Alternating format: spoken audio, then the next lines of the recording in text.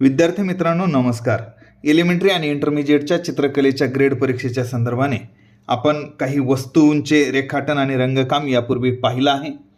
आता आज मी तुम्हाला डस्टबिन या वस्तूचं रेखाटन आणि रंगकाम करून दाखवणार आहे आणि विशेष म्हणजे ते पोस्टर कलरमध्ये मी त्याला रंगवणार आहे. त्याचं कारण असं की बऱ्याच विद्यार्थ्यांनी अशी विनंती केली की काही रंगकाम तुम्ही पोस्टर कलरमध्ये करून दाखवा. तर विशेषतः एलिमेंटरीच्या आणि इंटरमिजिएटच्या दोनही परीक्षेच्या विद्यार्थ्यांसाठी हा विषय फार महत्त्वाचा असेल की आपण डस्टबिनचं रेखाटन आणि रंगकाम करतो आहे. होऊ शकतं की अशी एखादी वस्तू परीक्षेमध्ये जर आलीच तर तिचा चांगला सराव आपला होऊन जाईल. चला तर मग मी अगोदर तुम्हाला डस्टबिनचं रेखाटन कसं करायचं ते सांगतो. यापूर्वी तसंही बकेटचं रेखाटन कसं करायचं आहे, त्याचं रंगकाम कसं करायचं हे मी सांगितलंच आहे. पण बकेटचं जे रेखाटन आपण केलेलं आहे बस त्याच पद्धतीने याचं सुद्धा रेखाटन आहे. फक्त बकेटची रुंदी जास्त आहे आणि त्याला कडी आहे. डस्टबिनची उंची जास्त असते आणि त्याला कडी नसते, इतकाच तो फरक आहे. चला तर आपण या ठिकाणी आता रेखाटनाला सुरुवात करूया.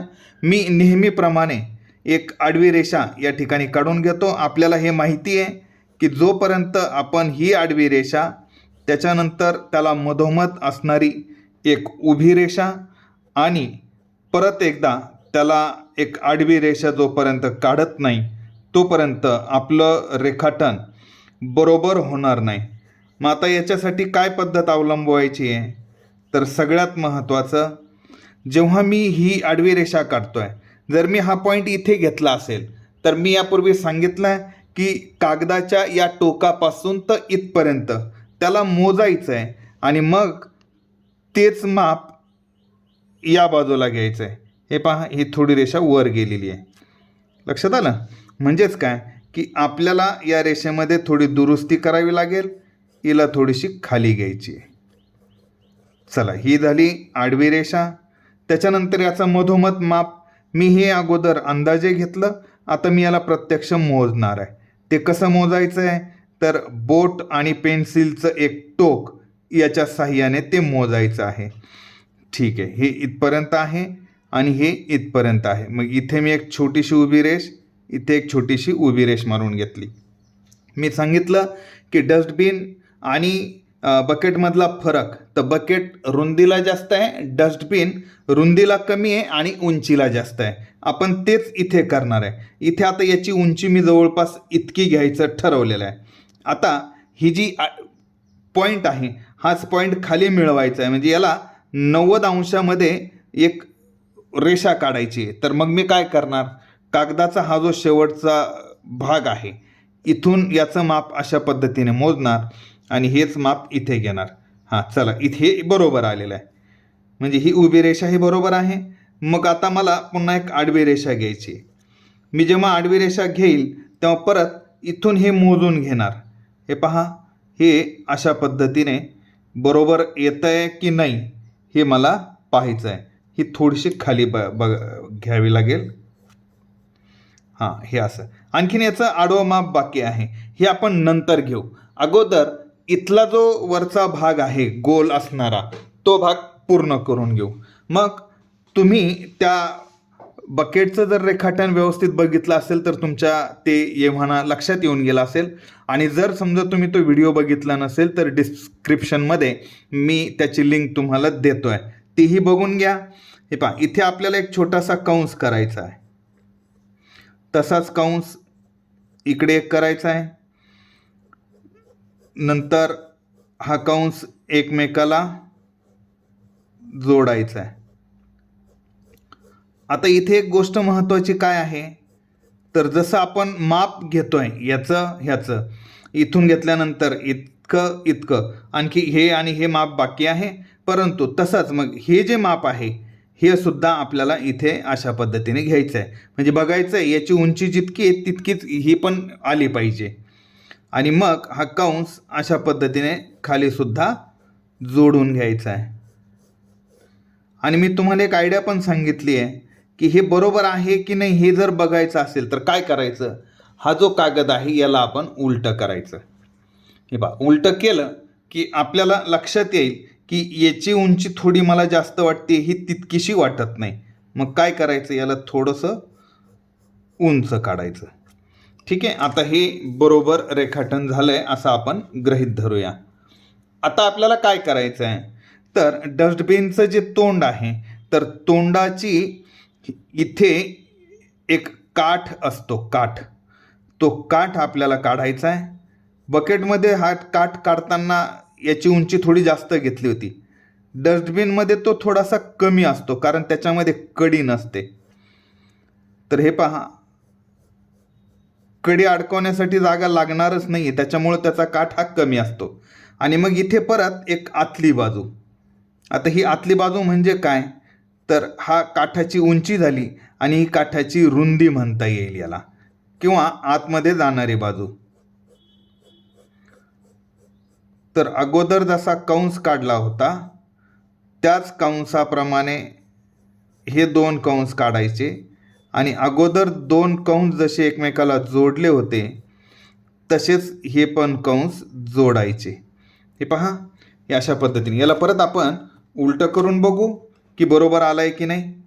ठीक आहे, हे इथपर्यंत अशा पद्धतीने हे सगळं बरोबर आहे. आणि परत ही रेषा.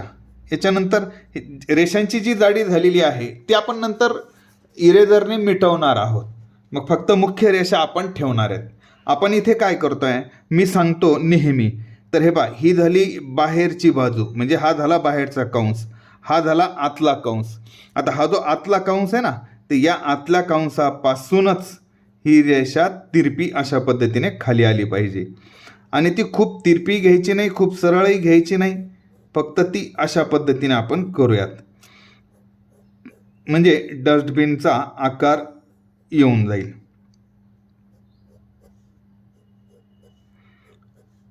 एकदम बरोबर तिरपी घ्यायची, म्हणजे तिला वळवायची नाही आहे, अशी अशी किंवा अशी किंवा अशी बाहेर घेऊन, नाही, अजिबात नाही. इथून सुरुवात करायची, इथे संपवायची. आपण इथे जर याला संपवतोय म्हणजेच काय, की ह्या रेषेपासून, ह्या बिंदूपासून याचं माप जितकं आहे तितकंच माप आपल्याला आता उजवीकडे घ्यायचं आहे. मग ते कसं घ्यायचं आहे, तर नेहमीप्रमाणे मी बघतोय की माझ्या या बोटापासून मला हा इथला पॉईंट दिसतोय आणि हा पॉईंट मी पेन्सिलच्या टोकाला जोडलेला आहे. तसंच मी काय करणार, बोटापासून मला हा पॉईंट दिसावा आणि पेन्सिल टेकवणार. आता हे बरोबर आहे, पण तरीही मी उजव्या बाजूने सुद्धा एकदा ते चेक करून बघणार की बरोबर आहे का. हे पहा, हे इथून असं दिसतंय मला आणि हे असं एकदम बरोबर आहे. म्हणजेच काय, की डावी बाजू जर इतकी असेल तर उजवी बाजू इतकी आहे.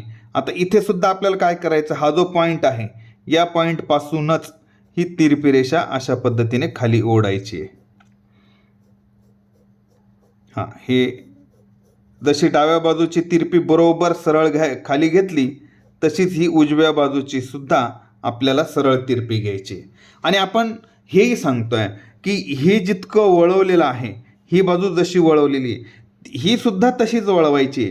फक्त काय, तर याच्यापेक्षा थोडीशी ही जास्त वळवायची आहे, कारण डोळ्याच्या लेव्हलच्या ही थोडंसं खाली आहे म्हणून याचा आकार इतकाच दिसतोय, पण ही बाजू आणखीन खाली आहे म्हणून याचा गोल जो आकार आहे तो थोडासा जास्त दिसणार आहे. मग आपण याला हे अशा पद्धतीने करून घेऊयात.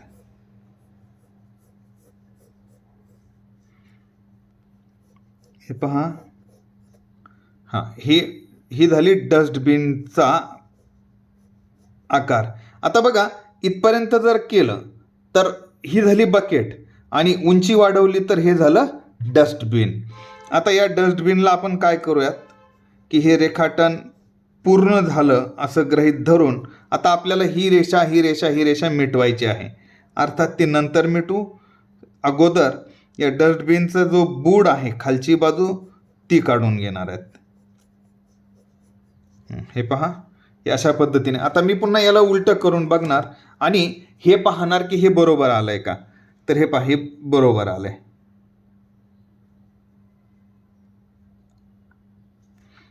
आणि ही याची खालची बाजू.